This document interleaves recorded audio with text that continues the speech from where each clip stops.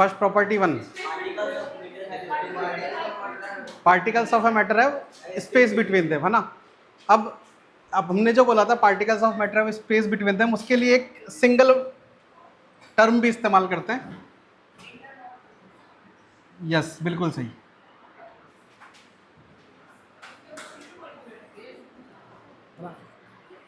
First हमने बोला particles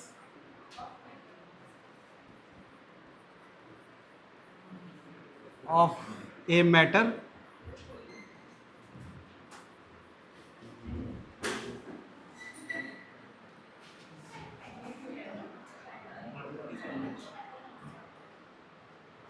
have space between them।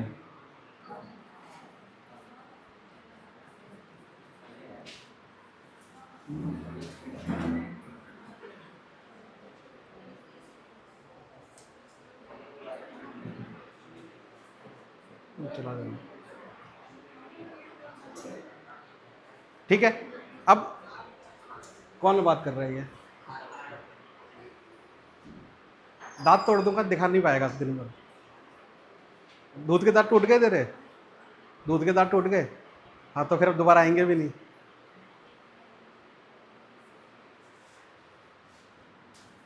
ठीक है। अब इतने बड़े सेंटेंस की जगह हम एक सिंपल वर्ड इस्तेमाल कर सकते हैं, इंटरमॉलिक्यूलर। हमने मॉलिक्यूल वर्ड कहाँ पढ़ा था कि मैटर का जो सबसे छोटा पार्टिकल होता है उसके लिए हम मॉलिक्यूल वर्ड यूज करते हैं, है ना। मैटर का जो सबसे छोटा पार्टिकल होता है उसके लिए हम यूज करते हैं मॉलिक्यूल। तो इंटर मॉलिक्यूलर स्पेस। अब ये जो इंटर वर्ड है पहले तुमने सुना हुआ होगा कई बार। इंटर वर्ड पहले कहाँ सुना है ना? इंटर डिस्ट्रिक्ट, इंटर स्कूल सुना हुआ है ना। तो इंटर स्कूल का मतलब क्या होता है? दो स्कूल के बीच में। ऐसे यहाँ पे इंटर मॉलिक्यूलर लिखा है तो उसका मतलब क्या होगा? दो मॉलिक्यूल के बीच में। और आगे क्या लिखा हुआ है? स्पेस, मतलब दो मॉलिक्यूल के बीच का स्पेस, है ना। तो ये एक सिंगल टर्म यूज कर सकते हैं, है ना। वैसे इंटर से एक मिलता जुलता एक और वर्ड होता है, लास्ट ईयर बताया था, याद होगा तो। एक वर्ड हमने बोला इंटर, एक वर्ड होता है इंट्रा, है ना। इंटर का मतलब क्या था कि दो के बीच में, है ना। इंटर का मतलब दो के बीच में। इंट्रा का मतलब होता है किसी एक के अंदर, किसी चीज के अंदर। जैसे मैंने अगर बोला इंटर स्कूल कंपटीशन तो दो स्कूलों के बीच में है। अगर मैंने बोला intra school competition, intra school का मतलब क्या है? उसी स्कूल के अंदर हो रहा है। हो सकता है दो क्लासों में हो रहा हो सकता है बॉयज गर्ल्स, हो सकता है हाउसेज के अंदर हो रहा हो, है ना। तो हाउसेज वाले तो होते होंगे कंपटीशन बहुत होंगे स्कूल में। तो इंटर का मतलब दो के बीच में और इंट्रा का मतलब उसी के अंदर, ठीक है। तो ये इंटर और इंट्रा में डिफरेंस याद रखेंगे।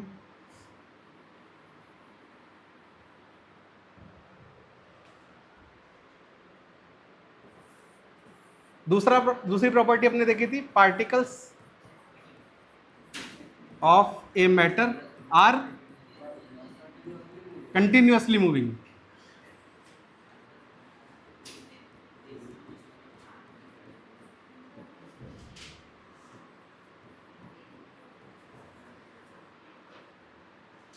है ना। कंटिन्यूअसली अब मूविंग, अब इनके आंख आंख वगैरह तो कुछ है नहीं, तो कंटिन्यूअसली मूव करेंगे तो किस में करेंगे? रैंडम मोशन, कहीं पे भी, है ना। तुम्हारी आंखों पे पट्टी बांधो तो भी तुम भी दीवारों पे भिड़ते हुए रहोगे, एक दूसरे में भिड़ते रहोगे। क्यों? क्योंकि सेंस ऑफ साइट नहीं है। सिमिलरली मॉलिक्यूल्स के पास भी सेंस ऑफ साइट तो है नहीं, तो ये किस तरह के मूवमेंट में रहेंगे? Random motion. रैंडम मोशन समझते हो? एकदम बिल्कुल कोई तुम प्रेडिक्ट नहीं कर सकते किस जगह जाएगा, है ना। हाँ, कोई भी। तो इसे हम बोलते हैं। और इस मोशन के लिए एक पर्टिकुलर वर्ड यूज करते हैं, ब्राउनियन मोशन। ब्राउनियन मोशन, ये साइंटिस्ट का नाम था, ब्राउनियन।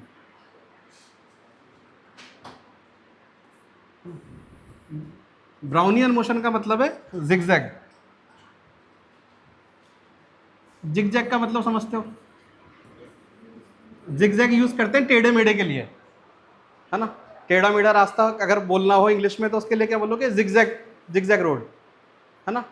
टेढ़े मेढ़े आते हैं, वो भी क्या है उसका इंग्लिश में मतलब क्या है? जिगजैग, टेढ़ा मेढ़ा, है ना।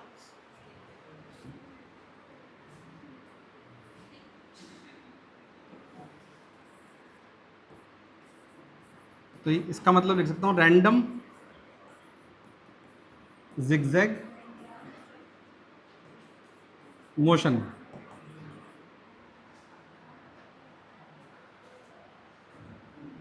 है ना, जैसे यहाँ पार्टिकल है, इस डायरेक्शन में जा रहा है, यहाँ पे दूसरे पार्टिकल से टकराया तो क्या होगा, किसी एक रैंडम डायरेक्शन में मुड़ जाएगा, फिर इधर गया तो इधर किसी और से टकराया, फिर इधर चला गया। है ना, इसको क्या बोला हमने, zigzag motion.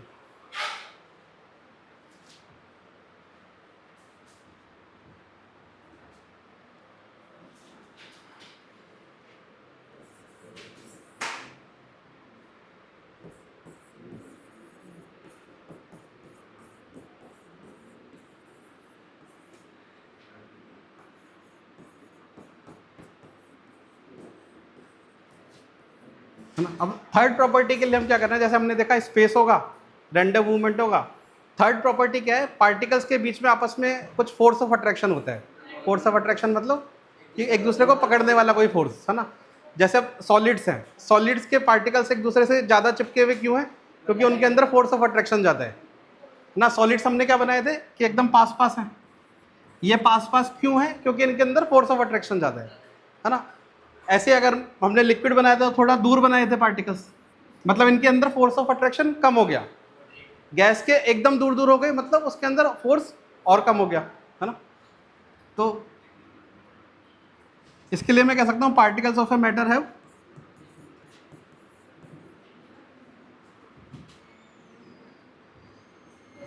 Force of attraction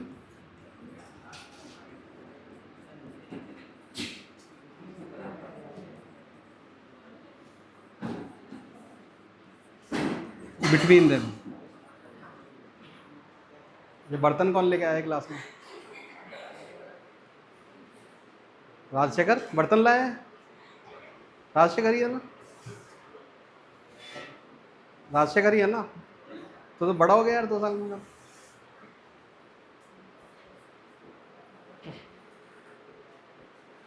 बर्तन नहीं लाएगा कोई क्लास में, लाएगा तो संभाल के रखेगा।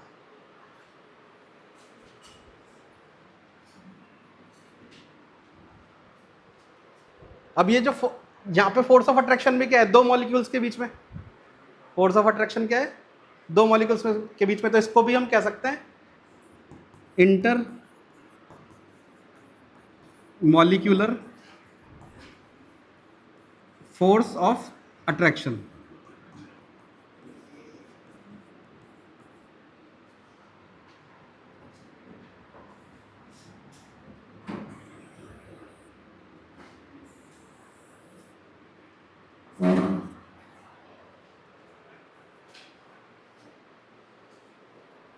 और एक चीज हमने क्या देखी, सबसे ज्यादा होगा सॉलिड्स में, फिर लिक्विड्स में,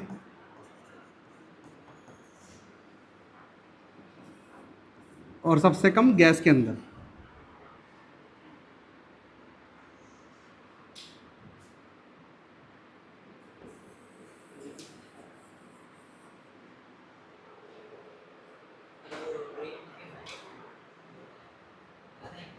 ये ओ है, ये ओ है।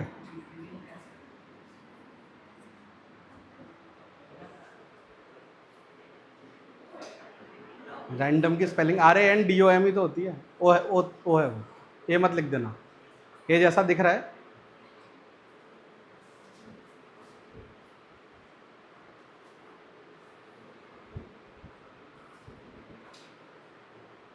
ठीक है, डन। इतना इतना समझ में आया, इतना क्लियर है।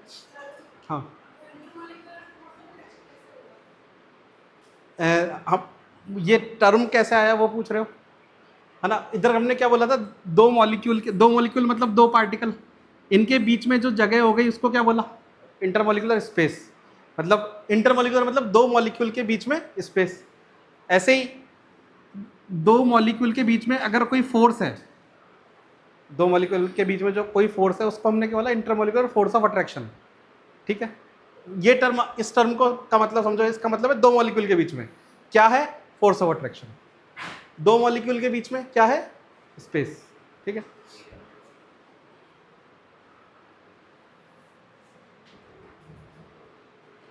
है ना। तो अब नेक्स्ट एक क्वेश्चन क्या आता है, हमेशा कई बार पूछा जाता है कि right A note on kinetic theory of matter.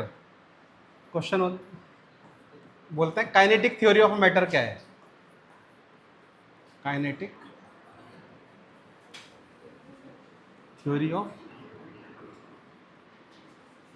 Matter, है ना, ये क्वेश्चन आता है। अभी तक हमने जितने भी पॉइंट पढ़े मैटर के बारे में वो किसके अंदर आते हैं, काइनेटिक थ्योरी ऑफ मैटर, है ना। काइनेटिक वर्ड कहीं दिखे तो उसका मतलब किससे, मूवमेंट से, है ना, मोशन से रिलेटेड।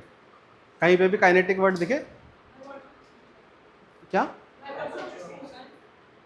समझ में नहीं आया, by virtue of its motion, हाँ वही। जैसे काइनेटिक एनर्जी में पढ़ा होगा ना, इसका मतलब काइनेटिक का कि मोशन की वजह से कोई एनर्जी है, वो काइनेटिक एनर्जी।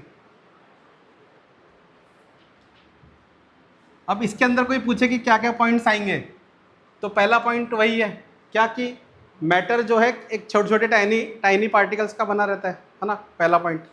तो फर्स्ट पॉइंट लिखो इसमें एक साथ, कोई भी कभी क्वेश्चन है काइनेटिक थ्योरी ऑफ मैटर है तो उसके पॉइंट्स लिखने हैं।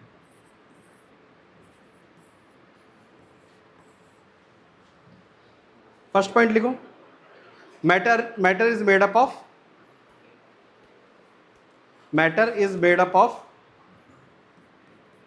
large number of tiny particles.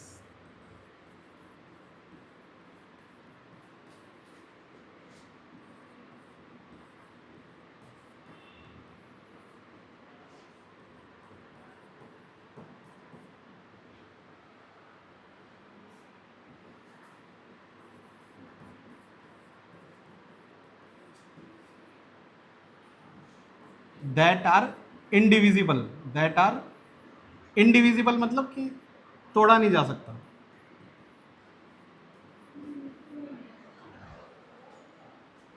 और साथ साथ में हम नॉर्मल आंखों से भी नहीं देख सकते, मैटर के पार्टिकल्स इतने छोटे होते हैं कि हम नॉर्मल आंखों से नहीं देख सकते। तो क्या बोला, that are indivisible and can not be seen by naked I.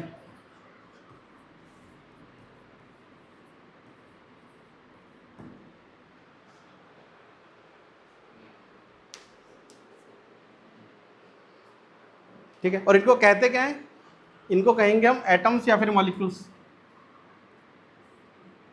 Called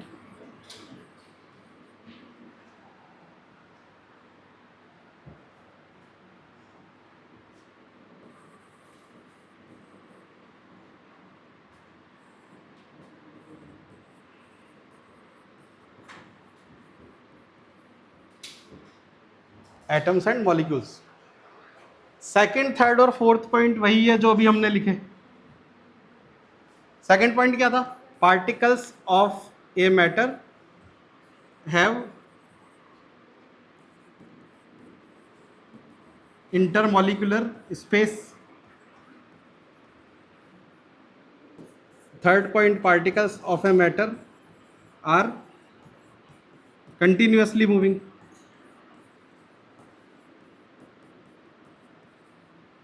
And last point, particles of a matter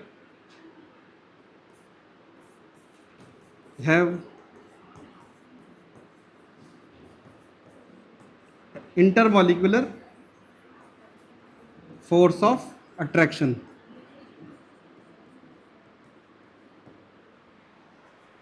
particles of a matter of intermolecular force of attraction. ठीक है, तो कोई काइनेटिक थ्योरी ऑफ मैटर पे पूछे तो ये fourth.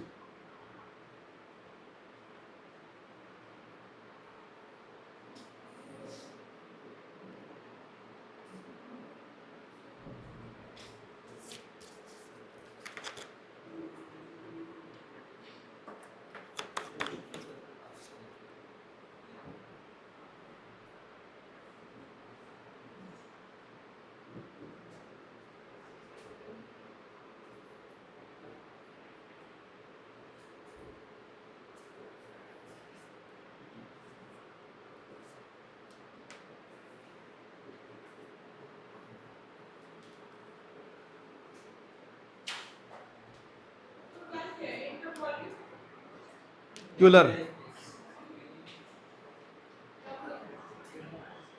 तेरी आंखें खराब हो रही है क्योंकि मुंह ज़्यादा चल रहा है।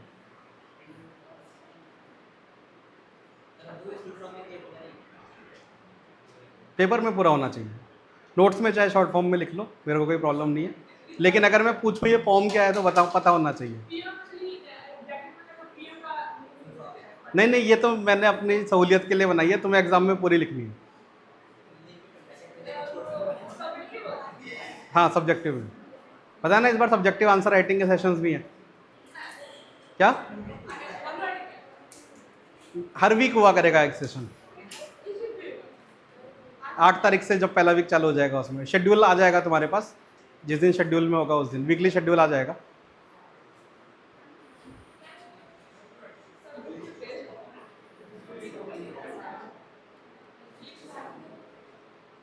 तो राइटिंग सुधार लेना जिसकी खराब है।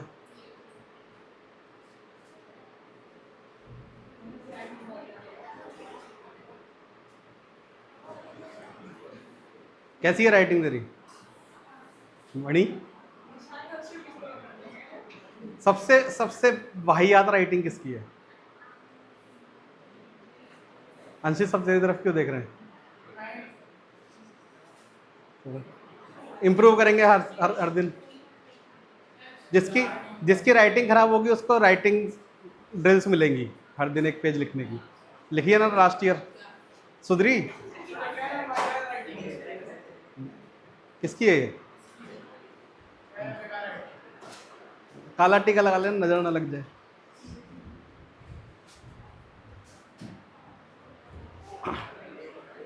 ठीक है, नेक्स्ट। अब हमने क्या पढ़ा? फोर्स ऑफ अट्रैक्शन पढ़ा। अब 2 टाइप के फोर्स ऑफ अट्रैक्शन होते हैं, किसी भी पार्टिकल्स के बीच में 2 टाइप के फोर्स ऑफ अट्रैक्शन होते हैं।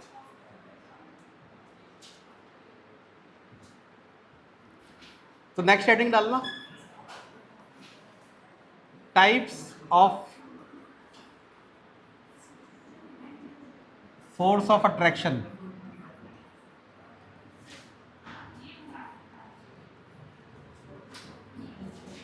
बिटवीन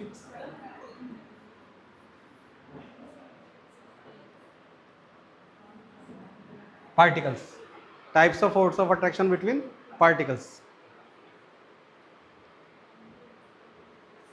सत्यम, मेरे पीछे मुड़ते इनमें से जो बात करे मेरे को नाम बता देना, ठीक है? अब से मेरी 4 आंखें हैं, 2 मेरे, हाँ ठीक है सत्यम। खासकर इसको जरूर देखना, ये यहाँ पे इसमें बैठा ना ये, और इन पे ध्यान से, ये है ना ऐसे नीचे झुक के बात करते हैं, लिखते लिखते बात करते हैं, ध्यान से। तो खुले में करते हो, इतने बेशर्म हो। Types of force of attraction between, अब ये एक और वर्ड बताने जा रहा हूं, ये तुमने पहले सुना होगा, एडहेसिव। ये एडहेसिव वर्ड कहाँ सुना है, कहाँ पढ़ा है, या फिर किताबों से बाहर की बात कर रहा हूँ, किताबों से निकल के ढूंढो। क्या?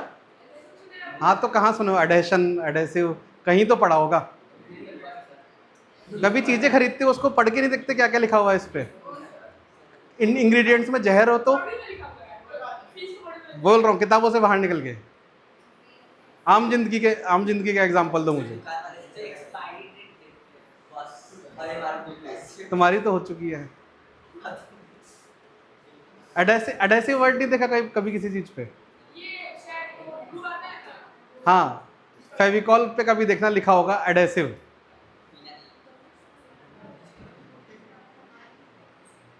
एडहेसिव वर्ड, फेविकॉल सबके घर पे होगा, है ना? उससे अपना मुंह चिपका लेना। आरो नहीं चिपकेगा। फेविक्विक, है ना? एडहेसिव वर्ड देखोगे फेविकॉल पे लिखा होगा। अब फेविकॉल काम क्या करता है? 2 चीजों को जोड़ने का, है ना? फेविकॉल काम क्या करता है? 2 चीजों को जोड़ने का। तो एडहेसिव फोर्स जो है, इसका मतलब भी उसी तरह है ना? फेविकॉल करता क्या है एक्चुअली में? मान लो तुम दो पेपर को जोड़ रहे हो, मान लो 2 पेपर चिपका रहे हो, तो वो करता क्या है कि एक लेयर की एक पेपर लिया तुमने, इसके ऊपर तुमने लगाया फेविकॉल बीच में, और इसके दूसरी तरफ तुम पेपर लगा देते हो। यही करते हो 2 पेपर चिपकाने के लिए। तो ये बीच में जो एडेसिव, इसको क्यों बोला?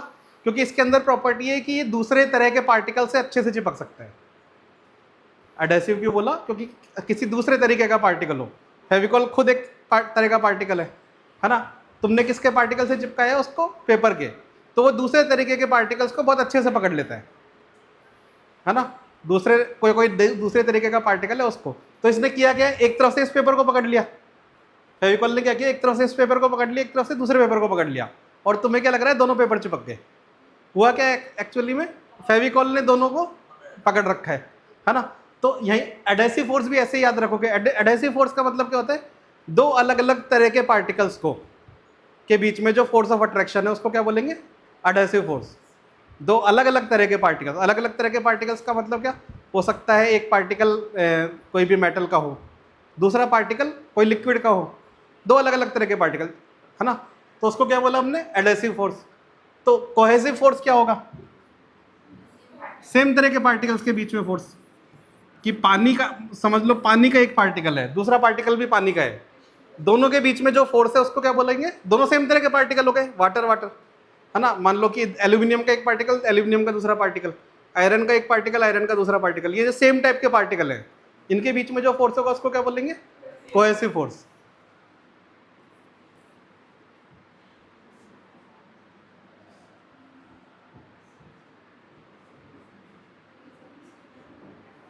तो इसके लिए मैं लिख सकता हूं फोर्स ऑफ अट्रैक्शन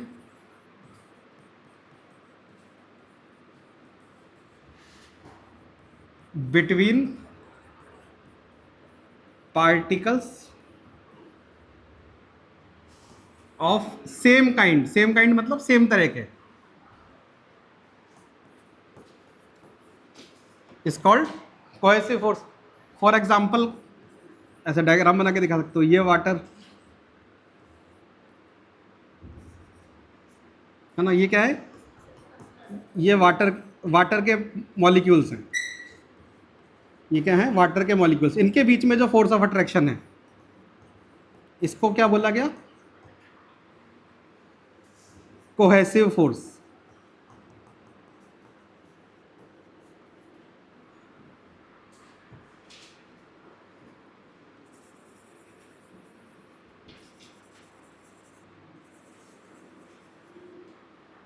इसको क्या बोला गया? कोहेसिव फोर्स, है ना? ऐसे सिमिलरली एडेसिव फोर्स क्या होगा? Force of attraction between particles of different kind. बस एक वर्ड चेंज कर दो, है ना?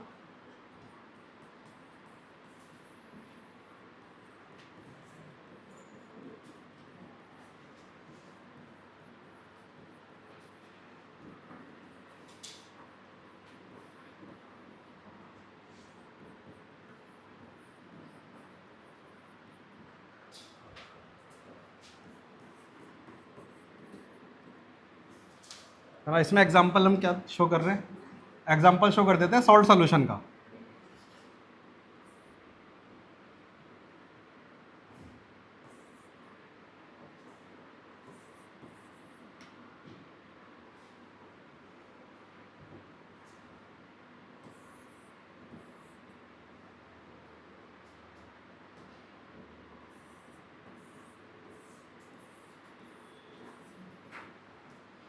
एक दिखा रहा हूं वाटर के पार्टिकल्स और इनके बीच में दिखा रहा हूं सॉल्ट के पार्टिकल्स।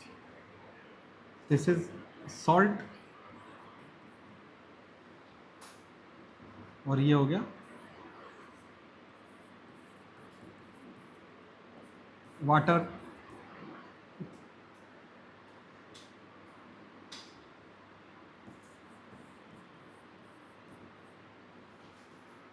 ये इन दोनों के बीच में जो फोर्स है यहां पे,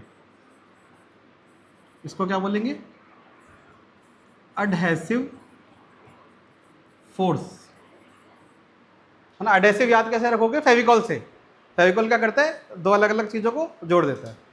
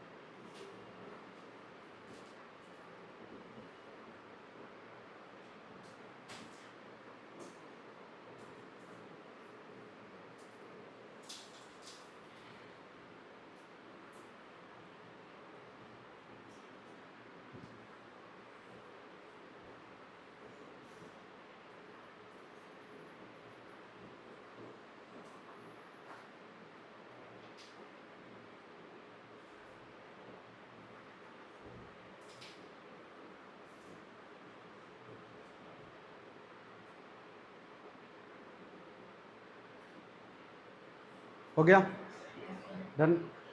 ज़्यादा ज़्यादा ड्राइंग पे मेहनत नहीं करनी है ना। दो कलर से ज़्यादा के रेड कलर कौन, रेड कलर यूज़ नहीं करोगे?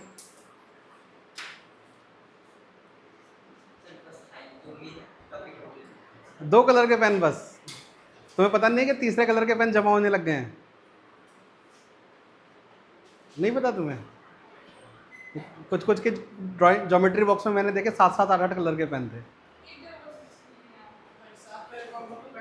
अरे तेरा तो पता है, तो एक कलर ही यूज करता है। दो कलर? अरे शाबाश, हो गया। यस,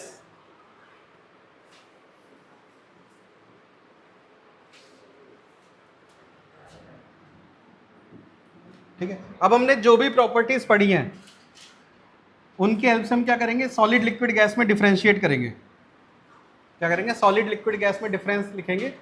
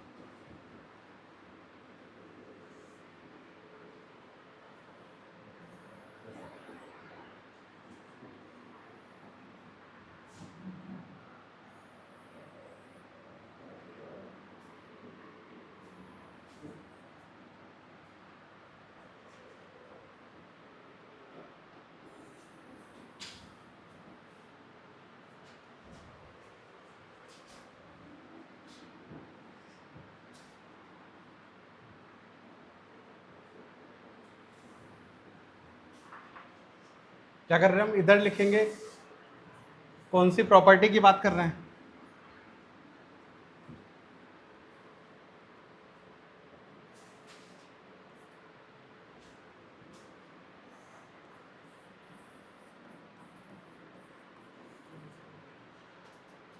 हमने कौन कौन सी प्रॉपर्टी पढ़ी? पहली पढ़ी थी इंटरमॉलिक्यूलर स्पेस।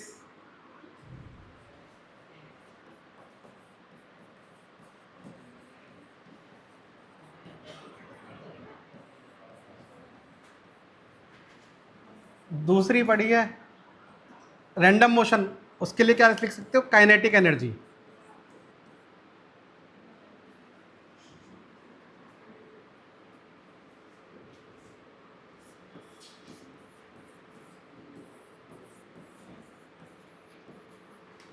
काइनेटिक एनर्जी का यहाँ पे कैसे कंपैरिजन करेंगे कि जिसकी स्पीड ज़्यादा ना, जिसका मोशन ज़्यादा, उसकी काइनेटिक एनर्जी ज़्यादा, है ना।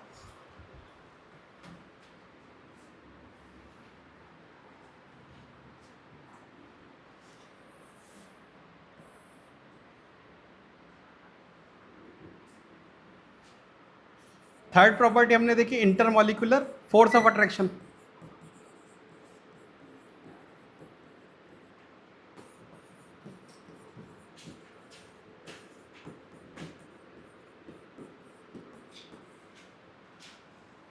फोर्थ हम करेंगे शेप, एंड फिफ्थ वॉल्यूम,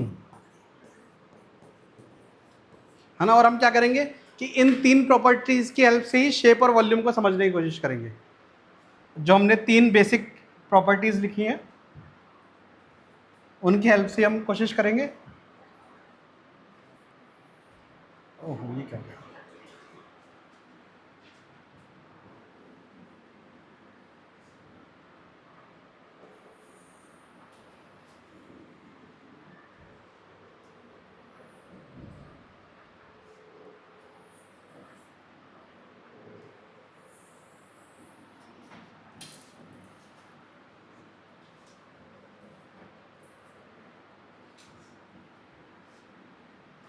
ठीक है, ऊपर लिख देते हैं सॉलिड लिक्विड गैस।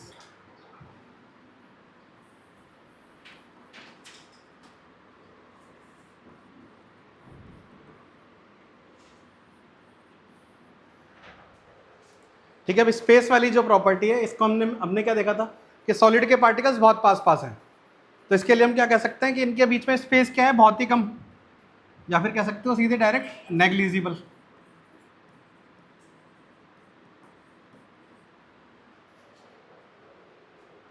ठीक है, वही गैस के लिए हमने क्या बोला था, इनके बीच में स्पेस सबसे ज्यादा होगा, है ना, तो लिख सकते हैं मैक्सिमम।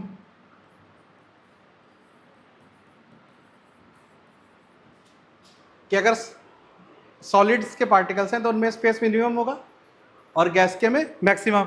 अब इसको घुमा के क्वेश्चन पूछना होगा तो कैसे पूछ सकता है कि एग्जांपल दे दिया कि स्टोन के पार्टिकल्स हैं, है ना, कोका कोला के पार्टिकल्स हैं, और तीसरा बोल दिया कि तुम्हारे CO2 के पार्टिकल्स हैं, इनके बीच में सबसे ज़्यादा स्पेस किस में होगा। तो उसने क्या किया, सॉलिड लिक्विड गैस में नॉर्मल तुम्हारी बुक्स जब स्कूल में सब्जेक्टिव क्वेश्चन आते हैं तो क्या होता है कि वो डायरेक्टली पूछता है जो पढ़ाया गया है ना। जब अपन रिव्यू टेस्ट आउटपुट टेस्ट देते हैं तो क्या करते हैं, उसका एप्लीकेशन कर पा रहे हो कि नहीं कर पा रहे ये टेस्ट करते हैं कि सॉलिड, यही करते हैं, है ना। क्लास में पढ़ाते हैं कि इसमें इंटरमोलिकुलर स्पेस है और पेपर में पूछते हैं कि इनमें से कितनों में है और नीचे कुछ भी रैंडम लिखा रहता है, रॉक, पेपर, सीजर, स्टोन, है ना। तो ये क्या है, एप्लीकेशन समझने की कोशिश है, क्या तुमने क्लास में जो पढ़ा वो सही में अप्लाई कर पा रहे हो, है ना। सही में अप्लाई कर पा रहे हो तो मतलब तुम्हारे सिर्फ रटा नहीं है, समझा है ना। तो रटने वालों के नंबर क्यों नहीं आते OT में, क्योंकि क्वेश्चन ही समझ में नहीं आते बोल क्या रहे, है ना। तो क्या क्या ध्यान रखना है, हमेशा कॉन्सेप्ट पे ध्यान रखना है। अगर कॉन्सेप्ट समझ में आया है तो अपना आप किसी भी तरह के क्वेश्चन पे लगा पाओगे।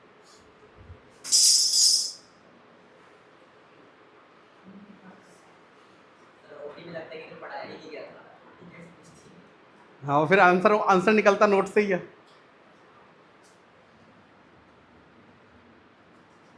ना। अब हम लिक्विड में अगर स्पेस की बात करें तो क्या कह सकते हैं, इन दोनों के कहीं बीच में है ना।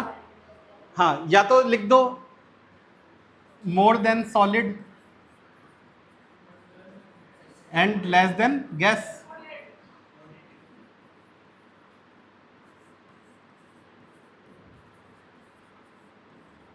या फिर हम डायरेक्ट क्या लिख सकते हैं, मॉडरेट।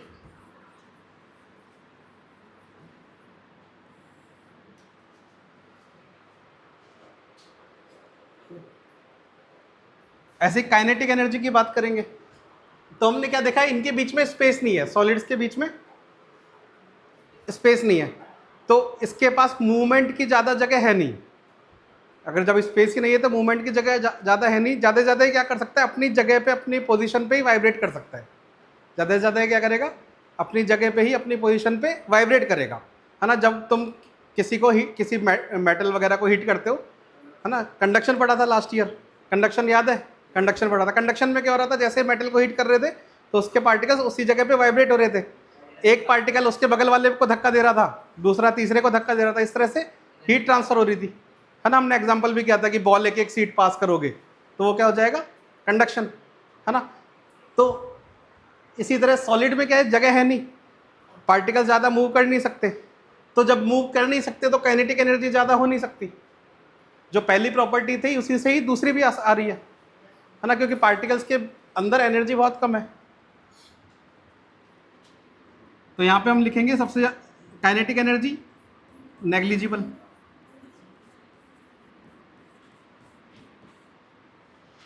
और गैस में भी यहाँ पे अब गैस के पास क्या है, बहुत जगह है, अथा जगह है ना। तुम्हें खुला छोड़ देते हैं तो तुम पूरे इंस्टीट्यूट में आतंक मचा देते हो, वही वाला हाल है गैस का, है ना। जगह बहुत है तो क्या होगा, मूवमेंट करने के लिए बहुत जगह है ना, तो मैक्सिमम।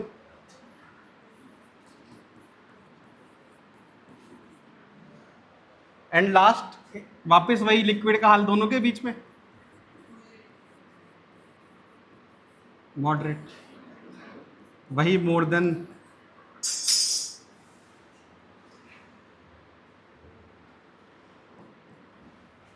क्या चाहिए, अटेंशन चाहिए, आ रहा हो।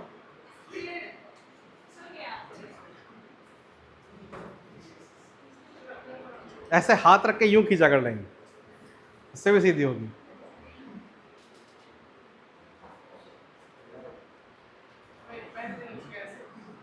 ठीक है, लास्ट है इंटरमोलिकुलर फोर्स ऑफ अट्रैक्शन। अरे स्केल नहीं होती है तो हाथ लाइन कैसे खींचते हो, एग्जाम में खींचनी पड़ जाए और टीचर मना कर दे? क्या? हाँ, पेपर फोल्ड करके खींच सकते हो। क्या? तो क्या हुआ? जब पेपर हो जाएगा तो तुम्हारी कॉपी बंद करके रखोगे, जब तक सर के पास पहुंचेगी तब तक सीधा हो जाएगा, है ना? पेपर फोल्ड करके खींच सकते हो। कई बार होता होगा सर मना कर देते होंगे, नहीं नहीं मिलेगी स्केल।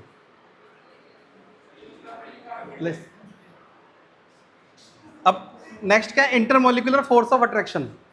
फोर्स ऑफ अट्रैक्शन की बात में हम क्या कर रहे थे कि पार्टिकल्स ने एक दूसरे को कितना जोर से पकड़ रखा है ना? तो सॉलिड के जो पार्टिकल्स थे उसमें हमने क्या देखा था? एक दूसरे को बहुत जोर जोर से पकड़ रखा था, स्पेस नहीं था, तो एकदम पास पास थे। तो यहाँ पे हम इस बार सॉलिड्स के साथ क्या हुआ? फोर्स ऑफ अट्रैक्शन इसके पास है मैक्सिमम, और यहाँ पे इस बार गैस हो गया नेग्लिजिबल, क्योंकि पार्टिकल्स रैंडमली घूम रहे हैं इधर उधर, है ना? तुम्हारी तरह बिगड़े हुए बच्चों की तरह। क्या फोर्स घर ज़्यादा फोर्स ऑफ अट्रैक्शन नहीं है, डांट वाट कम पड़ती है, तो क्या होता है? ये वाला हल, रैंडमली घूम रहे हैं, है ना? स्कूटी तो मेरे पे इल्जाम डाल रहा है।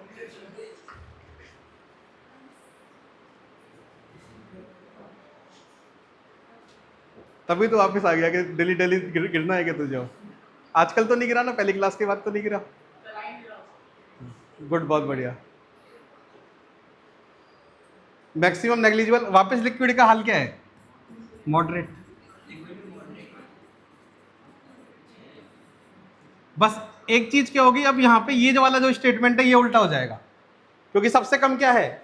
गैस के अंदर फोर्स ऑफ अट्रैक्शन है, तो गैस से ज्यादा और सॉलिड से कम। तो more than gas and less than solid.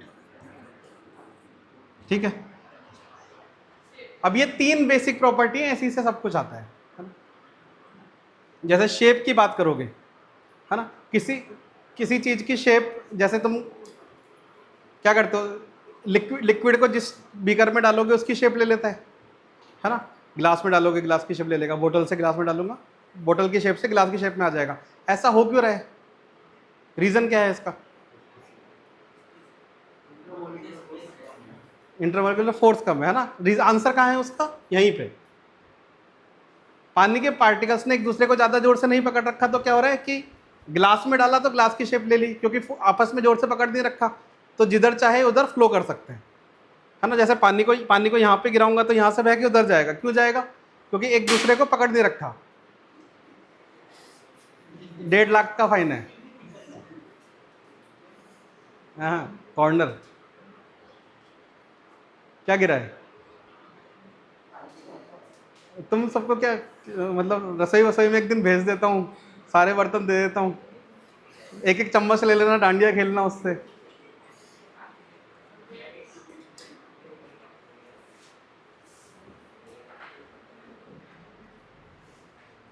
ठीक है? शेप में हम क्या कह रहे हैं कि अब जब लिक्विड के पार्टिकल्स एक दूसरे को ज्यादा फोर्सफुली नहीं पकड़ रखा तो फ्लो कर जाते हैं, बह जाते हैं, है ना? वैसे ही गैस के लिए भी हम कह सकते हैं, गैस के पास भी टेंडेंसी है फ्लो करने की, कि मैं इस जगह पे अगर कोई भी परफ्यूम छिड़कूं तो उसकी स्मेल दूसरे एंड तक जाएगी रूम के, है ना? रीजन क्या है? कि फोर्स ऑफ अट्रैक्शन नहीं है। दूसरा, काइनेटिक एनर्जी ज्यादा है ना? स्पेस भी ज्यादा है। काइनेटिक एनर्जी ज्यादा होने के कारण क्या होगा? वो जल्दी से उधर तक पहुंच जाएगा, है ना? लिक्विड में काइनेटिक एनर्जी थोड़ी कम है, इस जगह बहाऊंगा तो उधर तक पहुंचने में थोड़ा सा टाइम लगेगा। अच्छा ओटी का क्वेश्चन है ना कि ये तीन चीजें भागेंगी तो कौन जीतेगा?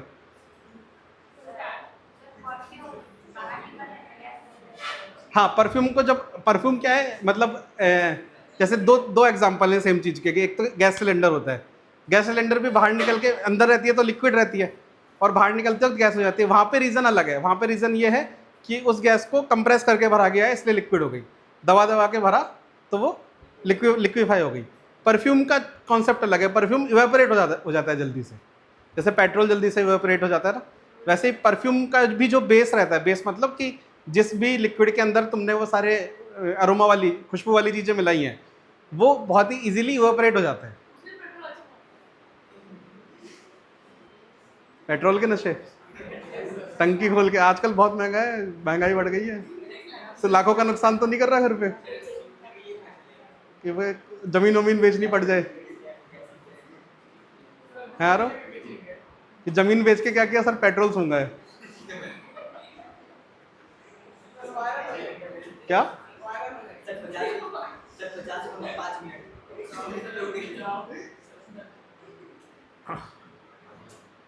है ना। तो हम शेप की बात करेंगे तो सॉलिड की शेप क्या है, हम बोल सकते हैं कि कभी लिक्विड की शेप और गैस की शेप, सॉलिड की शेप क्या है, कभी चेंज नहीं होगी। रीजन क्या है, यही फोर्स ऑफ अट्रैक्शन, पार्टिकल्स ने एक दूसरे को पकड़ रखा है ना। तो सॉलिड पे ज्यादा फोर्स लगाओगे तो वो टूट ही जाएगा, लेकिन उसकी शेप चेंज नहीं होगी, है ना। तो शेप में डेफिनेट, ऐसी शेप ही चेंज नहीं हो रही तो वॉल्यूम तो चेंज कैसे ही होगी। तो ये भी डेफिनेट। वहीं जब हम गैस की बात करते हैं तो गैस के में कुछ डेफिनेट है नहीं, जिस भी चीज में डालोगे उसकी शेप ले लेगी गैस, तो इसको कह सकते हैं नॉट डेफिनेट। इनडेफिनेट नहीं बोलेंगे, इनडेफिनेट का मतलब क्या होता है, अनंत, खत्म ही नहीं हो रहा। इनडेफिनेट और नॉट डेफिनेट में फर्क है ना। इनडेफिनेट मतलब जिसे डिफाइन नहीं किया जा सके।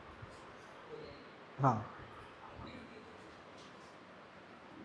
और सिमिलरली यहां पर भी वॉल्यूम भी नॉट डेफिनेट, जिस जगह पे डालोगे उसका वॉल्यूम ले लेगा, है ना। वहीं पे अगर लिक्विड की बात करते हैं तो लिक्विड की बात करेंगे तो शेप तो नॉट डेफिनेट है ना। शेप नॉट डेफिनेट है लेकिन वॉल्यूम डेफिनेट है ना। कि अगर 1 लीटर पानी की कोई ये बोतल, 2 बोतल ले लो अलग अलग 1-1 लीटर की, है ना। इसमें 1 लीटर आ जाएगा, इसी को जस्ट दूसरी बोतल में ट्रांसफर करोगे तो शेप चेंज हो जाएगा, लेकिन पानी तो 1 लीटर ही रहेगा, है ना। तो हम क्या क्या कह सकते हो, वॉल्यूम इज डेफिनेट।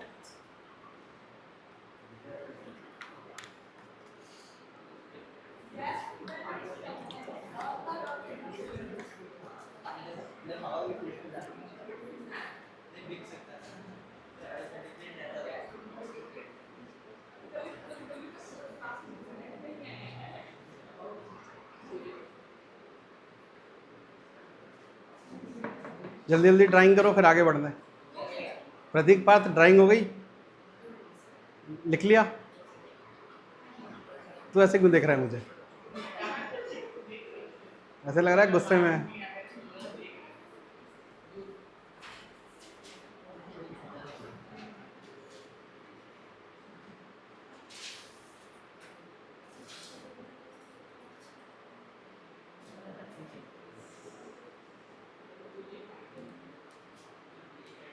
डन।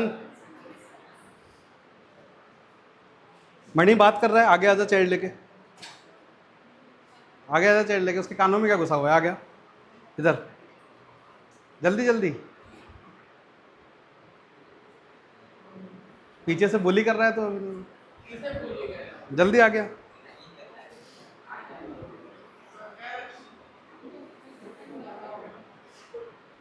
जल्दी जल्दी खड़ा हो, जल्दी खड़ा हो, चेयर ले आ इधर। और अगली बार बात करी तो पता है कहाँ आना पड़ेगा, यहाँ पे, उधर मुंह करके बिठा दूंगा। नहीं इधर आ गए, हाँ। बोर्ड क्यों देखना है, सब तेरे को देखेंगे। अब अपन बात करेंगे, ठीक है।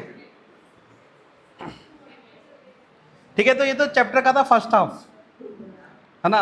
अब इंटरवल के बाद का स्टार्ट करते हैं।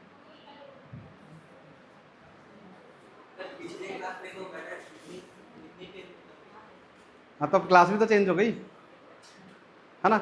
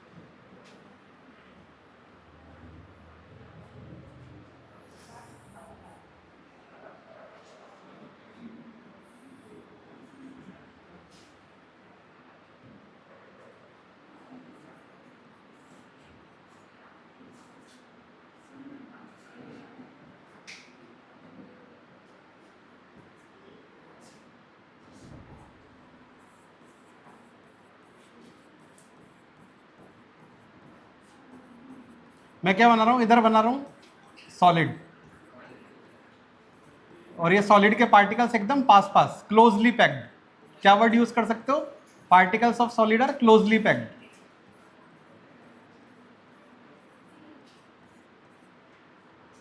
इसको हमने बोला सॉलिड। यहां पे हम बना रहे हैं लिक्विड, लिक्विड के पार्टिकल्स थोड़े दूर दूर।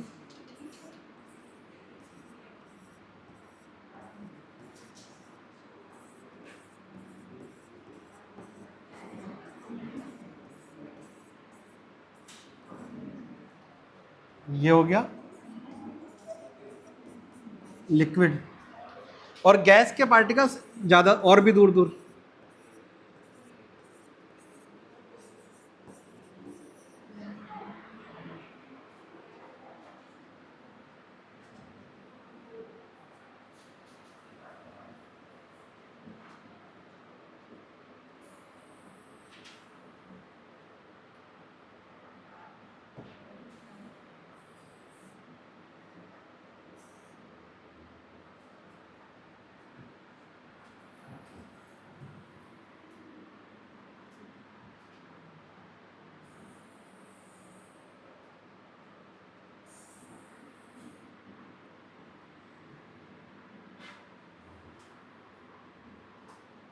ठीक है, डायग्राम बनाया था लास्ट ईयर, याद है कि भूल गए?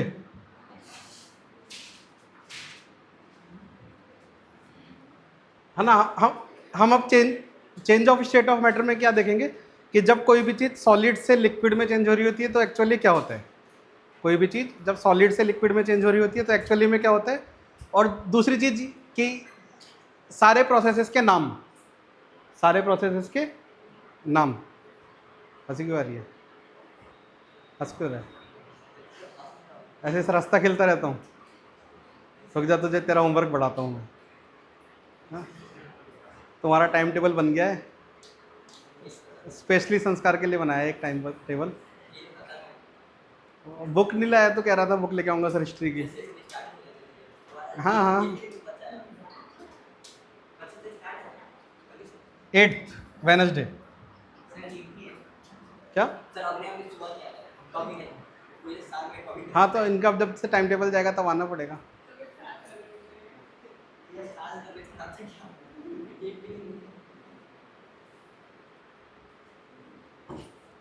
ठीक है, अब इन प्रोसेस के नाम तुम्हें जहां तक याद होंगे, जैसे सॉलिड से लिक्विड में कन्वर्ट करने को क्या कहते हैं? सॉलिड से लिक्विड में किसी चीज को कन्वर्ट करते हैं तो उसका क्या कहते हैं? मेल्टिंग। क्या कहते हैं? मेल्टिंग।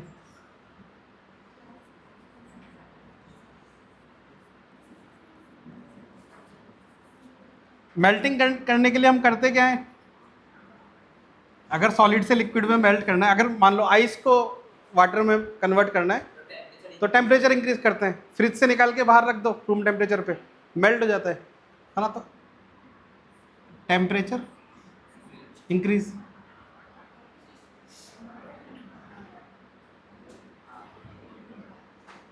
ऐसे ही लिक्विड से गैस में कन्वर्ट करने को क्या कहते हैं?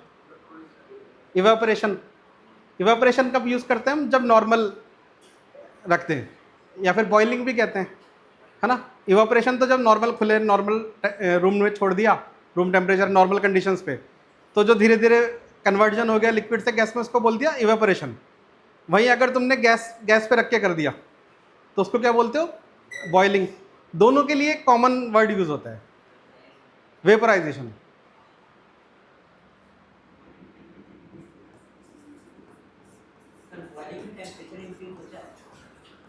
हाँ हाँ,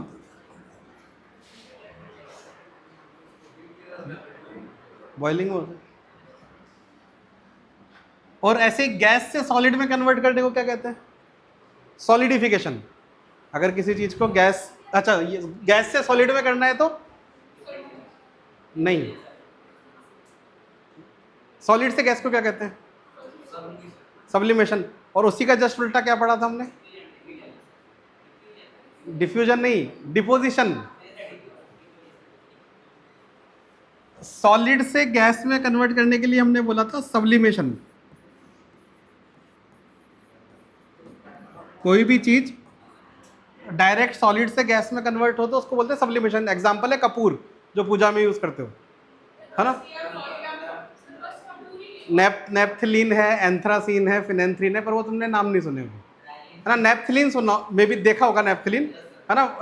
बाथरूम्स वगैरह में यूज, जो वाइट वाइट कलर की बॉल्स यूज होती हैं, है ना, खुशबू के लिए, है ना, उसको बोलते हैं नेपथिलीन। ऐसे उसी का जैसा एक और कंपाउंड होता है, उसको बोलते हैं एंथ्रासीन, एक और होता है फिनेंथ्रीन, है ना। तो गैस से सॉलिड से गैस सब्लिमेशन, और गैस से सॉलिड एक वर्ड यूज करते हैं डिपोजिशन,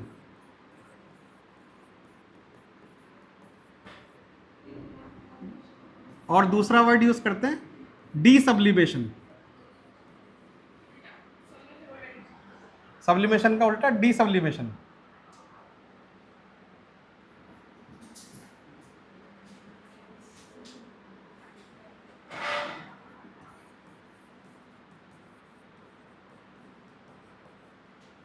ठीक है।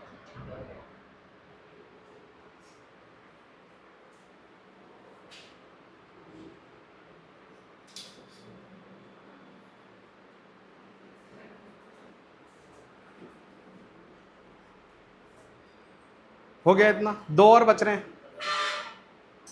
लिक्विड से सॉलिड के लिए क्या यूज करते हैं? मेल्टिंग का उल्टा, पिघलना, जमाना, फ्रीजिंग, फ्रीजर। इसीलिए फ्रीजर बोलते हो ना। फ्रीजर क्यों बोलते हो? क्योंकि वो जमाने के लिए यूज होता है। यस।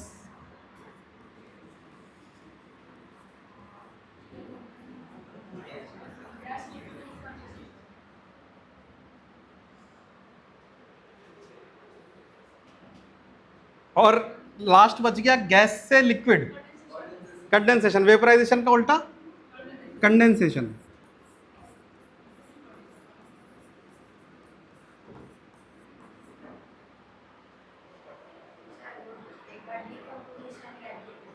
डिपोजिशन,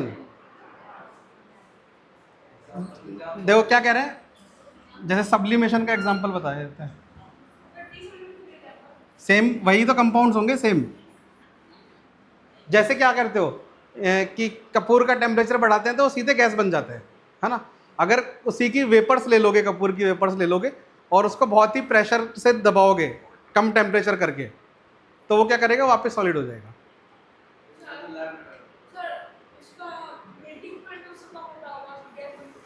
मेल्टिंग पॉइंट तो मेल्टिंग पॉइंट की बात ही नहीं होगी ना, सब्लिमेशन पॉइंट बोलते हैं उसे। मेल्टिंग कब होगा? जब वो लिक्विड में कन्वर्ट हो रहा हो। मेल्टिंग कब होगी? जब वो लिक्विड में कन्वर्ट हो रहा हो। वो कभी लिक्विड में कन्वर्ट हो ही नहीं रहा। हाँ, कोल्टार बनाते हैं। वो किसी एक पर्टिकुलर, बहुत ही एक कोई पर्टिकुलर टेम्परेचर और प्रेशर का पॉइंट ढूंढना पड़ेगा जिस पे होगा। क्या? हाँ, कोई एक पर्टिकुलर लैब वगैरह में कोशिश करोगे, हो जाएगा। तो एक पर्टिकुलर सिग्निफिकेंट पॉइंट होगा। जैसे एक, जब टेम्परेचर प्रेशर से खेलना चालू करते हैं तो एक ट्रिपल पॉइंट पे आता है। ट्रिपल पॉइंट पे क्या होता है? सॉलिड लिक्विड गैस एक साथ होता है। ऐसा पॉइंट जो सॉलिड लिक्विड गैस तीनों का मिक्सचर है। ऐसे तो लैब में तो हो ही सकता है।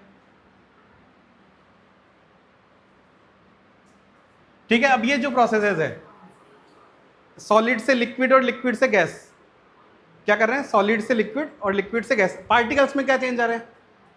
पार्टिकल्स बहुत पास पास, फिर थोड़ा दूर हो गए, फिर और दूर हो गए, है ना। ऐसा हो किस लिए रहा है कि जब हम टेम्परेचर को इंक्रीज करते हैं, जब भी हम टेम्परेचर को इंक्रीज करते हैं तो इन पार्टिकल्स को हम क्या दे रहे हैं? टेम्परेचर इंक्रीज कर रहे हैं इनका, मतलब किसी फॉर्म में इनको हम एनर्जी दे रहे हैं। टेम्परेचर इंक्रीज करने का मतलब क्या है? हीट किया होगा, कुछ किया होगा, तो किसी फॉर्म में हम इनको एनर्जी दे रहे हैं। अब उस एनर्जी के साथ ये पार्टिकल क्या करते हैं? जैसे ही इनको एनर्जी मिलती है, धीरे धीरे वाइब्रेट करना स्टार्ट करते हैं। जैसे सॉलिड के पार्टिकल्स को हीट दोगे, एनर्जी दोगे, तो उस एनर्जी का यूज ये किस में करेंगे? वाइब्रेशंस में, है ना। और एक अमाउंट से जब ज़्यादा एनर्जी हो जाएगी तब क्या होगा? ये पार्टिकल्स अपने बीच की फोर्सेस को तोड़ देंगे। क्या हो रहा है? इनके बीच में कुछ फोर्स ऑफ अट्रैक्शन है, हमने पढ़ा, इनके बीच में फोर्स ऑफ अट्रैक्शन उससे कम है ना। ऐसा होता है किस पॉइंट पे? हम उससे बोलते हैं मेल्टिंग पॉइंट। सुना होगा, क्या बोलते हैं? Melting point. जैसे आइस वाटर में कन्वर्ट किस टेम्परेचर पे होती है? 0 डिग्री सेल्सियस पे। तो उस 0 डिग्री सेल्सियस पे हो क्या रहा है? ये जो पार्टिकल्स हैं आइस के, है ना, वो उस एनर्जी का यूज किस में कर रहे हैं? अपनी फोर्सेस को तोड़ने में। आइस है, तुमने टेम्परेचर दिया, जैसे ही 0 डिग्री पे आएगा वो आइस क्या करेगी, अपने बीच के फोर्सेस ऑफ अट्रैक्शन को तोड़ना चालू करेगी, कैसे, वाइब्रेट करके। और जैसे ही वो फोर्स ऑफ अट्रैक्शन टूट जाएगा, वो किस में कन्वर्ट हो गया, लिक्विड में। तो टेम्परेचर बढ़ाने पे क्या हो रहा है, फोर्स ऑफ अट्रैक्शन टूट रहा है और ये कन्वर्ट हो गया लिक्विड में। अब और हम टेम्परेचर दे रहे हैं लिक्विड को, हमारे पास आइस वाटर मतलब कि एकदम चिल्ड पानी आ गया 0 डिग्री सेल्सियस पे।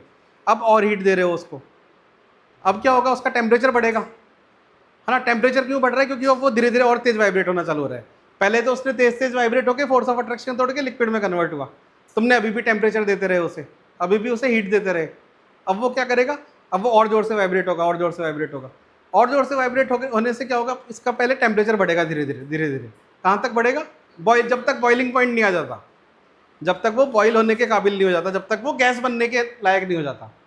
फिर जैसे ही उसका बॉइलिंग पॉइंट आएगा, कौन सा होता है, 100 डिग्री सेल्सियस, फिर वो क्या करेगा, अपनी फोर्सेस को तोड़ेगा और किस में कन्वर्ट हो जाएगा, गैस में। तो टेम्परेचर बढ़ाने से दो काम हो रहे हैं, तुमने देखा, एक तो वाइब्रेशंस फास्ट हो रहे हैं, इसको हमने क्या बोला, काइनेटिक एनर्जी, है ना। मतलब यहाँ से यहाँ तक पहुँचते हुए और यहाँ से यहाँ तक में वाइब्रेशंस इतने फास्ट हो गए कि अब ये तो रैंडमली घूम रहा है ना, बिगड़ गया अब तो ये, है ना, ज़्यादा आज़ाद हो गया। ये क्या हो गया, इसको रैंडम मोशन में ले आए, किसके कारण, एनर्जी जो भी हम दे रहे थे वहाँ से यहाँ तक लाने में, वो दो कामों में यूज हुई, एक तो मोशन में, दूसरा फोर्सेस तोड़ने में, है ना। यहाँ से यहाँ तक आ रहे हैं, फोर्स ऑफ अट्रैक्शन टूटा, फिर वाइब्रेशंस तेज हुए, फिर यहाँ से यहाँ तक जाने में फोर्स ऑफ अट्रैक्शन टूटा। ये सब किससे हो रहा है, ये वाला जो क्लॉकवाइज मूवमेंट है ना, ये जो क्लॉकवाइज मूवमेंट है सॉलिड से लिक्विड और लिक्विड से गैस का, ये किसके कारण हो रहा है, टेम्परेचर बढ़ने से। तो टेम्परेचर इंक्रीज, और यहाँ पे भी सॉलिड से अगर गैस में जाना है तो भी टेम्परेचर इंक्रीज। टेम्परेचर से क्या हो रहा है, फोर्स ऑफ अट्रैक्शन टूट रहे हैं, ठीक। इसी का जस्ट उल्टा करोगे, जो हम जिसे हम फ्रीजिंग बोलते हैं, तो क्या होगा, गैस को बहुत ही ठंडा कर दोगे तो क्या बन जाएगा, लिक्विड। तो टेम्परेचर को कम करूंगा तो क्या हो जाएगा, कंडेंसेशन।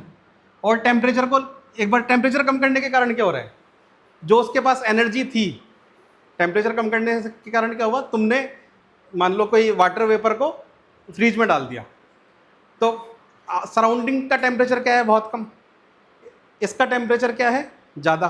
तो सराउंडिंग क्या करेगा, इससे हीट खींचना चालू कर देगा। टेम्परेचर बढ़ाने पे इससे हमने एनर्जी दी, कम टेम्परेचर पे रखने पे क्या होगा, इससे हीट निकालने लग जाएगा सराउंडिंग, है ना। हमेशा हीट कैसे ट्रेवल करती है, जहाँ पे ज़्यादा हीट है वहाँ से कम हीट की तरफ, ये पढ़ा है ना, कंडक्शन वगैरह में क्या बोल, हीट का कंडक्शन पढ़ा था, है ना। तो हमेशा हायर एनर्जी से लोअर एनर्जी की तरफ। तो इसको हमने ठंडे एनवायरनमेंट में रख दिया, क्या हुआ, ये ठंडा होकर इधर आ गया। इसको भी ठंडे एनवायरनमेंट में रख दोगे तो ये क्या करेगा, सॉलिड में कन्वर्ट हो जाएगा। तो टेम्परेचर कम करने के कारण क्या हो रहा है, इनसे हीट निकाल रहे हैं, ठीक है। तो ये टेम्परेचर, ऐसे सिमिलरली डिपोजिशन में भी टेम्परेचर कम कर दोगे, कोई ऐसी चीज जो डायरेक्ट गैस से सॉलिड में कन्वर्ट होती है, उसका टेम्परेचर कम कर दोगे तो सॉलिड बन जाएगा। ये समझ में आया, टेम्परेचर इंक्रीज करने से क्या हो रहा है, डिक्रीज करने से क्या हो रहा है। टेम्परेचर इंक्रीज करने पे हम इसे एनर्जी दे रहे हैं, और इसको ठंडे एरिया में रखने पे हम इससे एनर्जी निकाल रहे हैं। ऐसे सिमिलरली सेम काम हम किससे कर सकते हैं, प्रेशर से। प्रेशर का मतलब क्या होता है कि मान लो ये हमने ये डब्बा ले लिया, गैस के पार्टिकल्स इस डब्बे में है ना। तो हमने क्या बोला, ये जो पार्टिकल्स हैं गैस के, ये रैंडमली मूव कर रहे होते हैं इधर उधर, है ना, ये अंधों की तरह इधर उधर घूम रहे होते हैं,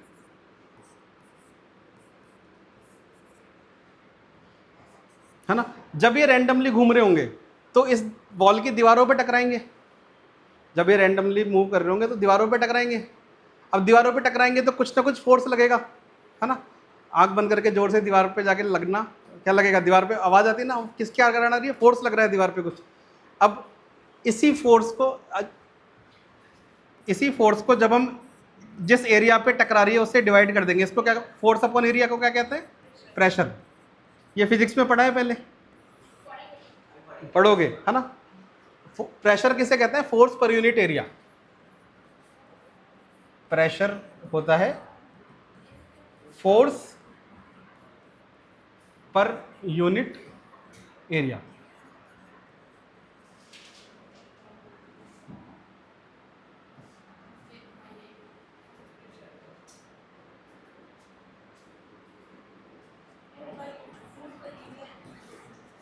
फोर्स पर यूनिट एरिया, है ना।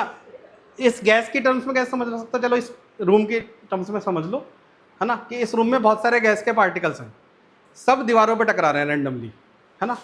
तो ओवरऑल जो सब कुल मिला के जो फोर्स लगा रहे हैं उसको डिवाइड कर दो इस रूम के सरफेस एरिया से। इस रूम का सरफेस एरिया तो निकालना आता ही होगा, 2 into L B plus B H plus H L, है ना। क्यूबॉइड का सरफेस एरिया निकालना आता है। तो क्या करो, इस जितने भी पार्टिकल्स हैं जो भी इस दीवारों पे टकरा रहे हैं, और टोटल फोर्स निकालो, उसको किससे डिवाइड कर दो, इसके क्यूबॉइड के एरिया से। तो क्या आ जाएगा, इस दीवार पे कितना प्रेशर लग रहा है ना।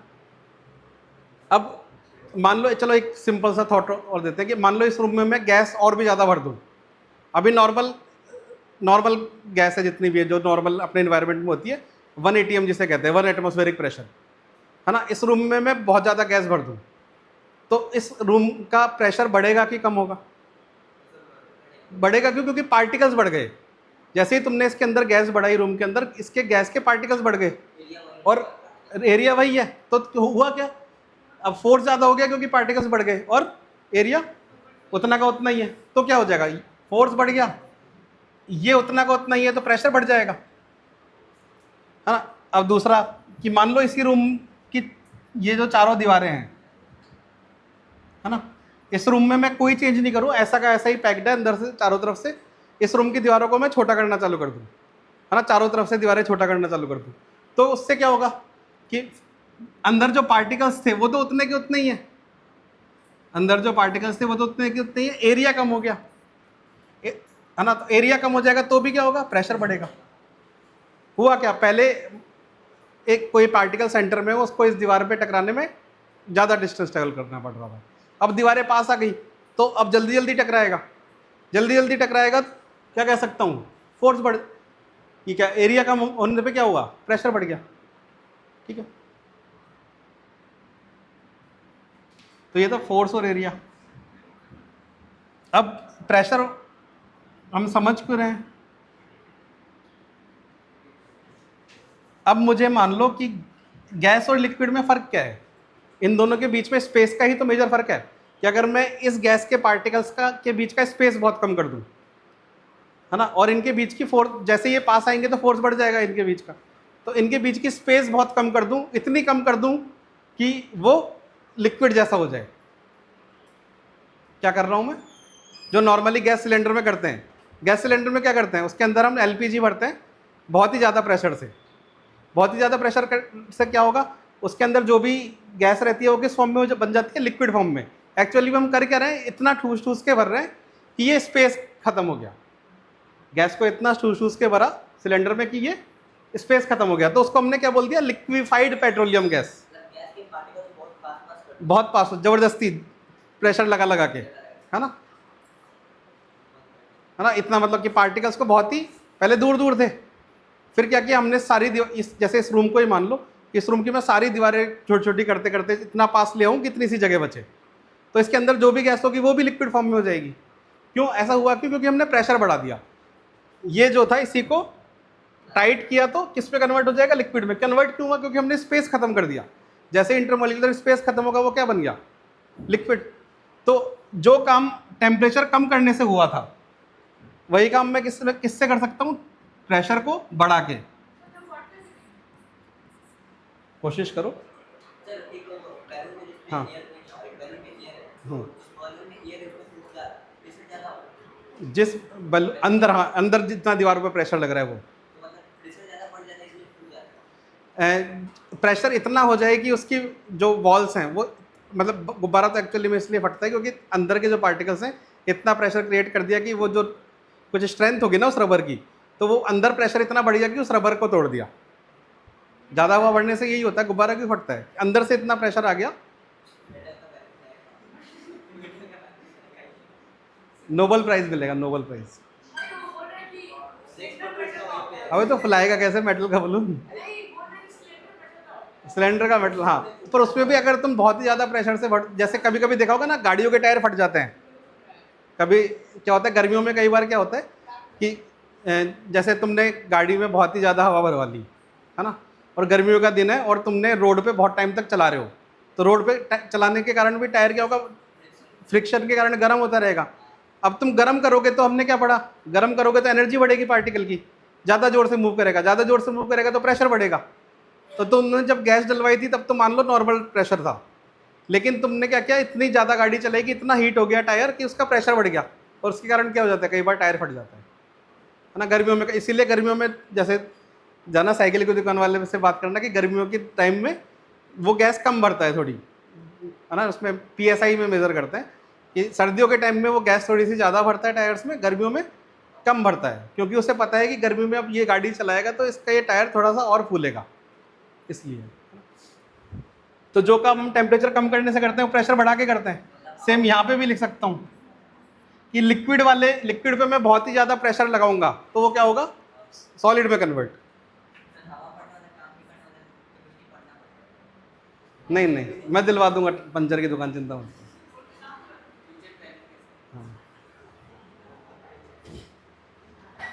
जो काम टेम्परेचर बढ़ाने से हो सकता है, टेम्परेचर घटाने से, वो प्रेशर बढ़ाने से। सिमिलरली इसका उल्टा भी पॉसिबल है। मैं क्या करूं कि ये लिक्विड के पार्टिकल्स हैं, इनके आसपास जगह छोड़ दूं, प्रेशर कम कर दूं इनके आसपास से, मतलब इनको जिस चीज़ ने रोके हुए है उसको मैं कम कर दूं, तो ये भी क्या फैलने लग जाएंगे, फैलेंगे तो क्या किस में कन्वर्ट हो जाएंगे, गैस में। तो ये याद रखना है, जो काम टेम्परेचर बढ़ा के होता है वो काम प्रेशर कम करने से भी हो जाता है।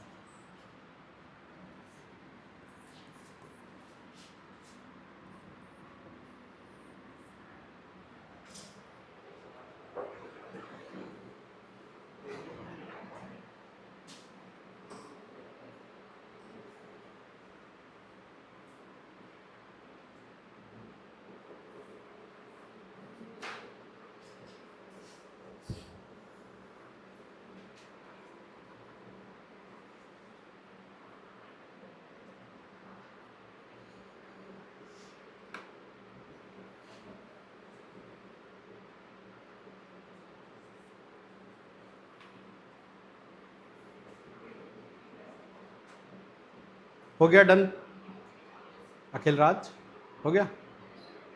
दिखाओ उधर से, ड्राइंग दिखाओ तुम्हारी।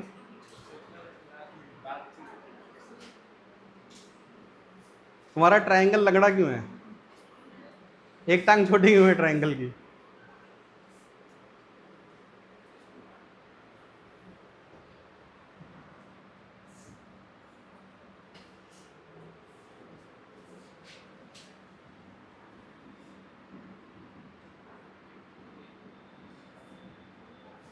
ठीक है, तो हमने क्या देखा, ओवरऑल हमने देखा कि टेम्परेचर के चेंज होने से कैसे स्टेट चेंज हो सकता है, कैसे टेम्परेचर के चेंज होने से स्टेट। तो अगर हम समराइज करें कि जैसे हमें सॉलिड से जाना है लिक्विड,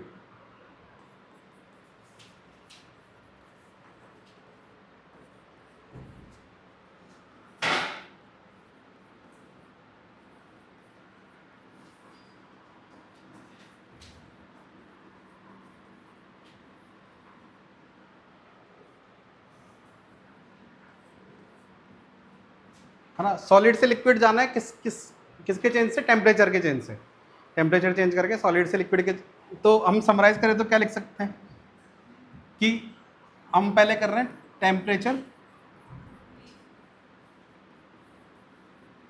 इंक्रीज, टेम्परेचर इंक्रीज करने से क्या होगा, अरे वो दोनों अलग अलग चीज़ें हैं, जो काम टेम्परेचर बढ़ा के कर सकते हो वो काम टेम्परेचर कम करके भी कर सकते हो, दोनों अलग अलग चीज़ें हैं। कि अगर तुम्हें सॉलिड से लिक्विड जाना है तो टेम्परेचर घटा सकते हो या बढ़ा सकते हो, क्या करना पड़ेगा, सॉलिड से लिक्विड जाना है टेम्परेचर बढ़ाओगे, टेम्परेचर बढ़ाने से क्या हुआ, इसके पार्टिकल्स दूर हो गए, काइनेटिक एनर्जी इंक्रीज करी और पार्टिकल्स दूर हो गए। सेम काम प्रेशर घटाओगे तो क्या होगा, प्रेशर घटाने का मतलब क्या है, तुमने इसके आसपास फैलने की जगह छोड़ दी, फैलने की जगह छोड़ दी तो क्या होगा, अब ये इसके पास मूव करने के लिए ज़्यादा स्पेस आ गया, और मूव करने के लिए ज़्यादा स्पेस आ गया तो kinetic energy increase. Temperature increase करने से क्या होगा, काइनेटिक एनर्जी इंक्रीज।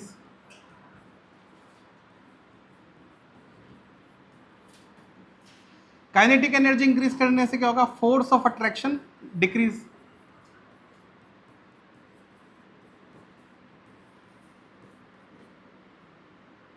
और फोर्स ऑफ अट्रैक्शन डिक्रीज करने से क्या होगा, इंटरमॉलिक्यूलर स्पेस जो है वो बढ़ जाएगा। क्या होगा, इंटरमॉलिक्यूलर स्पेस इंक्रीज, है ना। तो कैसे कह सकते हो कि अगर तो कोई तुमसे पूछे सॉलिड टेम्परेचर बढ़ाने पे सॉलिड से लिक्विड के प्रोसेस को एक्सप्लेन करो, तो पहला काम क्या होगा, सबसे पहले तुमने टेम्परेचर बढ़ाया। टेम्परेचर बढ़ाने से क्या हुआ, पार्टिकल्स ज़्यादा वाइब्रेट करने लगे। ज़्यादा वाइब्रेट करने लगे तो दो पार्टिकल्स के बीच का फोर्स टूट गया, और फोर्स टूट गया उसके कारण क्या हो गया, बीच का स्पेस बढ़ गया। स्पेस बढ़ने का क्या मतलब है, अब ये सॉलिड से लिक्विड हो गया।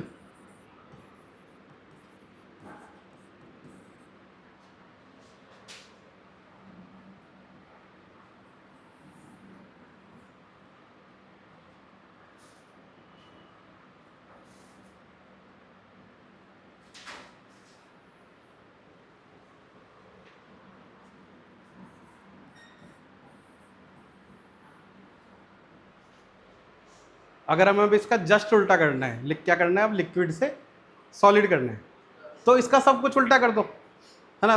लिक्विड से सॉलिड करना है, क्या दिमाग में आना चाहिए कि पानी से आइस कैसे बनाते हैं। लिक्विड मतलब हो गया वाटर, सॉलिड मतलब हो गया आइस। क्या करते हैं हम, इसका टेम्परेचर डिक्रीज करते हैं। टेम्परेचर डिक्रीज करने से क्या होता है, इसकी काइनेटिक एनर्जी कम हो जाती है। टेम्परेचर डिक्रीज किया तो इसकी काइनेटिक एनर्जी कम होगी। काइनेटिक एनर्जी कम होने से क्या हुआ, इसका जो फोर्स ऑफ अट्रैक्शन है, अब ये काइनेटिक एनर्जी कम करने का मतलब क्या है, अब इनके बीच का जो मूवमेंट है वो धीरे हो गया। मूवमेंट धीरे हो जाएगा तो पार्टिकल्स एक दूसरे के ज़्यादा पास रहने लगेंगे, फोर्स ऑफ अट्रैक्शन बढ़ गया। फोर्स ऑफ अट्रैक्शन बढ़ेगा तो इंटरमॉलिक्यूलर स्पेस कम होगा।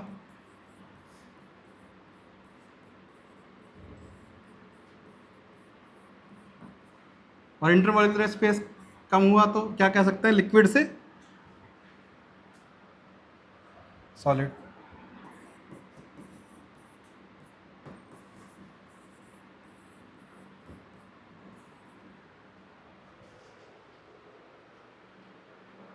हाँ, ये है पूरा बात क्या हो रहा है। मैं जादू दिखाऊंगा।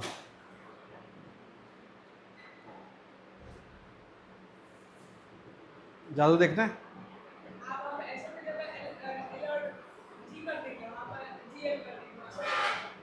और फिर तुम क्या करोगे, हाँ तुम पूरा नोट करोगे।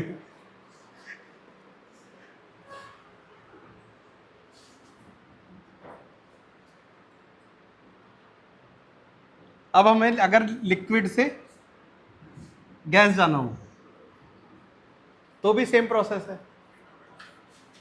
लिक्विड से गैस जाना है, टेम्परेचर बढ़ाओ, काइनेटिक एनर्जी बढ़ेगी, फोर्स ऑफ अट्रैक्शन कम होगा, स्पेस बढ़ जाएगा, और इधर लिक्विड से गैस।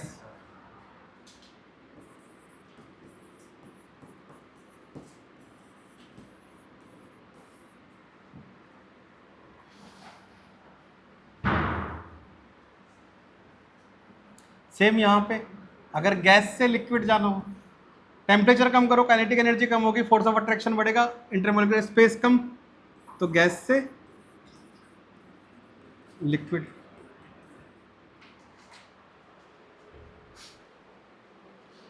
तो प्रोसेस सेम है, क्वेश्चन चाहे कोई भी पूछो, एक एक प्रोसेस याद करो, इसी से इसी का उल्टा कर दोगे क्या हो जाएगा, उसका उल्टा।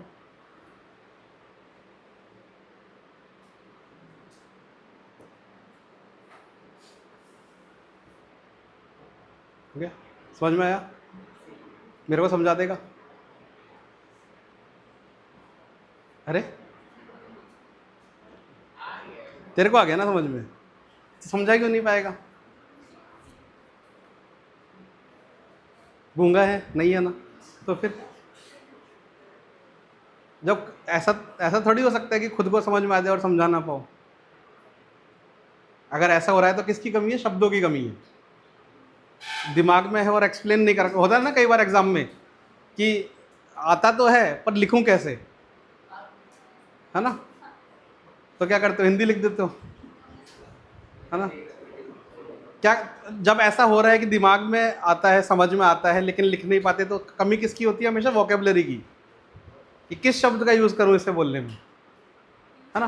तो शब्द, हर सब्जेक्ट के कुछ ना कुछ टर्म्स होते हैं ना, कि क्या ये जो तुम्हें इंटरमोलिकुलर स्पेस, काइनेटिक एनर्जी, ये जो वर्ड्स है ये कहाँ दिखेंगे? केमिस्ट्री में, फिजिक्स में, बस इसमें ही दिखेंगे। तो अगर तुम्हें काइनेटिक एनर्जी नहीं पता तो हो सकता है तुम्हारी इंग्लिश अच्छी हो, लेकिन तुमने साइंस के टर्म सही से नहीं पढ़े।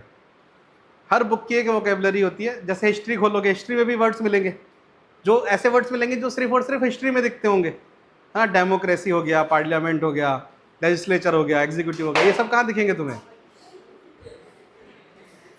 बाकी सबको बर्तन की दुकान, तेरे को किताब की दुकान। किसको?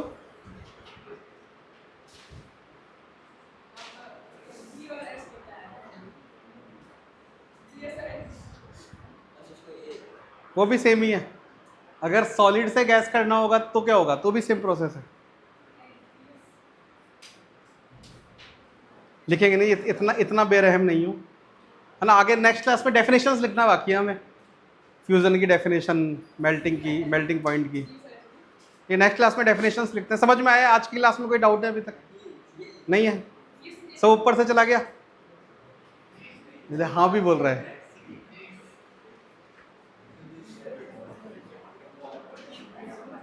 ठीक है, कोई डाउट्स वगैरह हो तो पूछ सकते हो बाद में क्लास के।